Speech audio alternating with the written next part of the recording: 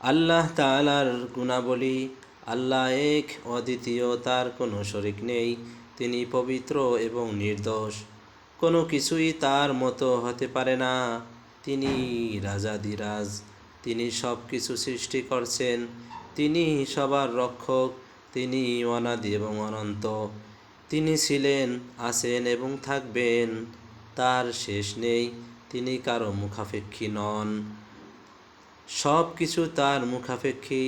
তিনি যা ইচ্ছা তাই করেন, তার ইচ্ছাকে কেউ রুখতে পারে না। তার সব কাজই মঙ্গলময়, তার কোনো কাজে দোষের লেশ মাত্রও নেই।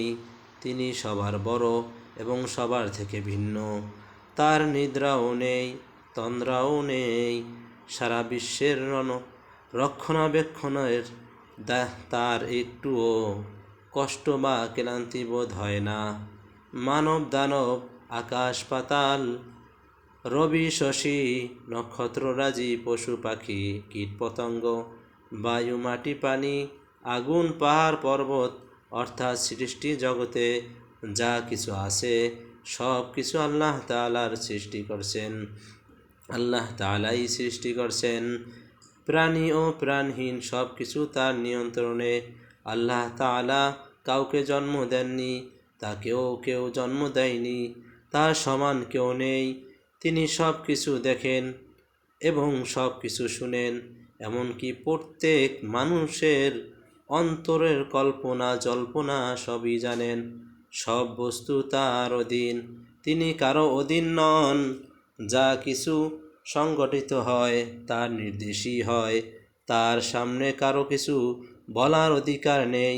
আল্লাহ তাআলার মধ্যে যাবতীয় সৎ ও মহৎ গুণ আছে, দোষ ত্রুটির নামগন্ধও তার মধ্যে নেই। তিনি দোষ ত্রুটি থেকে একেবারেই পবিত্র। তিনি মানুষ ও জিন জাতিকে তার ইবাদতের জন্যই সৃষ্টি করছেন। কাজী যারা তার আদেশ নিষেধ মেনে চলে, তারা তার অনুগ্রহে জান্নাতের অফুরন্ত নিয়ামত ভোগ করতে থাকবে। আর নাফরমানদের ওপর আল্লাহর লানত, তারা মৃত্যুর পর চির অশান্তি ও কঠিন কঠিন শাস্তি ভোগ করিতে থাকবে।